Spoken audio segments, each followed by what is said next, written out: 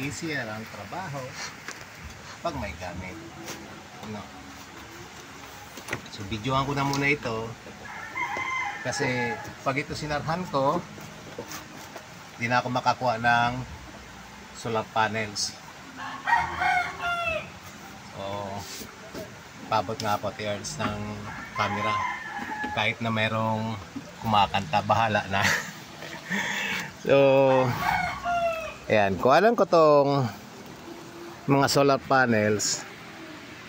Ayan, na ginawa kong bubong. Baka kasi hindi na ako makaakyat dito sa side na to later on kasi sasara ko na tong side na to.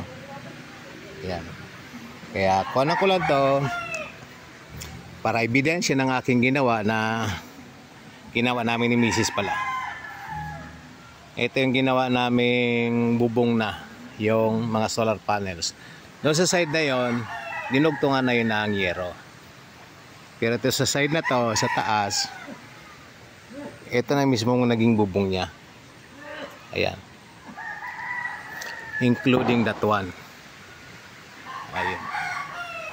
So ang taas niya, the upper part is puro solar panels. Then yung sumunod na area, dahil sa siyempre maglilik na yon, dinugtong na siyempre ng yero. O ayan, para kita lahat ng ng panels. Sana naman nakuha ng hindi ko masilip yung camera dahil sa tinataas ko lang.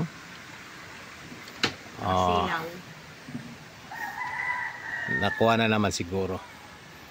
So ayan, for lang to, record purposes na ito talaga yung solar panels namin, mahigit 7,000 watts na ginawang bubong ang more than kalahati. Okay, so that's it. Gusto ko lang may put on record. Ayan, ito na bigay na po kay Mrs. Oh, ayan, dito yung ito ginagawa ng second floor at ayun si Sola nagpapasaway na naman. Nagano ng attention. Okay, that's it.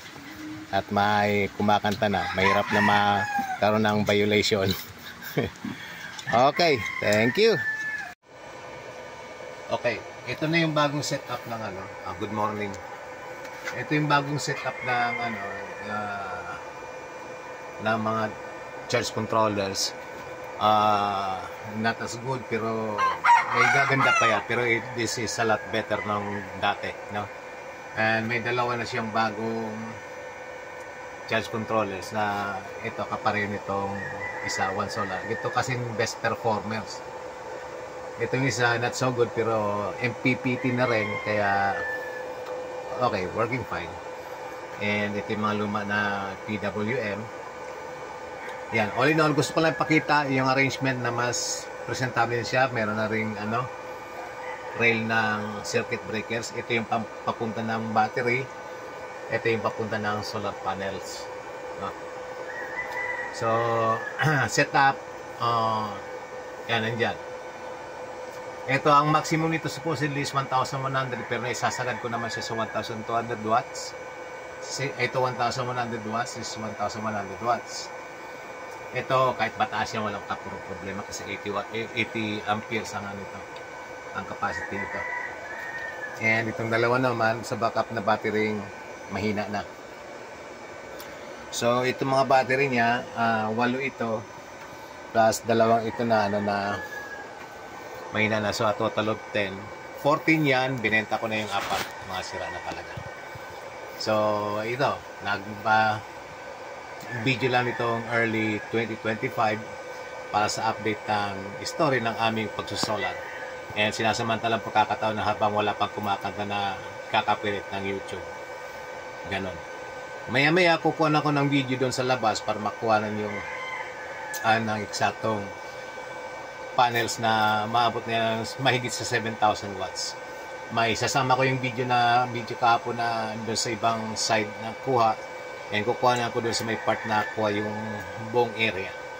Just to show na what I'm saying is yun talaga yun. And ang development na ginagawa namin dito, kumbaga I leave it as it is, kung ano ang itsura namin para later time nang nag-develop kung anong gawa namin, makita ang improvement sa as evidence doon sa mga videos. So, yun. Okay, salamat. Okay. May nakalimutan pa pala akong video. Ito pala yung ano. Baka naman sabihin ko lang masyadong details ko.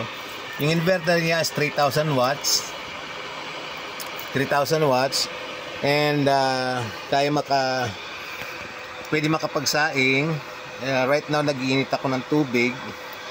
Ayan, medyo malapit ng kumulo. At ang oras natin ngayon ay mag-aalas 10 yata. Anong oras ba? 9:27. Okay, at least 9:27, malakas na ang ang harvest niya. Nag-indicate ng 26.8 sa inverter. And ito, lakas ng tunog dahil sa malakas ang harvest niya. And ayan, nakakapag-init ng tubig. Pero kung tutusin, by comparison, kanina tinitingnan ko sa part ng Metro Manila, may init na early as 6 o'clock, pero dito sa amin talagang wala pang ka-init-init. So yun lang, gusto ko palang ihabol. And mamaya kukunan ko yung video sa kabila. That's it. Okay, so ito yung side ng dito sa labas. Kuha ng mga solar panels. Ayan, ito nga kasi naitas na namin yung mga panels. And yung side na yun na ginawa ng bubong. Yung sunod yung mga tira-tira ay nakapatong doon sa yero. Kung makikita nyo, ito yung sa baba na na maliit na mga yero. Yun yung dating bubong namin. So naka-elevate na siya, almost second floor in a sense. And kitang-kita dito kung paano wala pa talaga itsura ang bahay, and good as pa talagang dating shanty. And well, we're into it, kaya ginagawa. Yung sa kabila, tinaas na rin namin yan.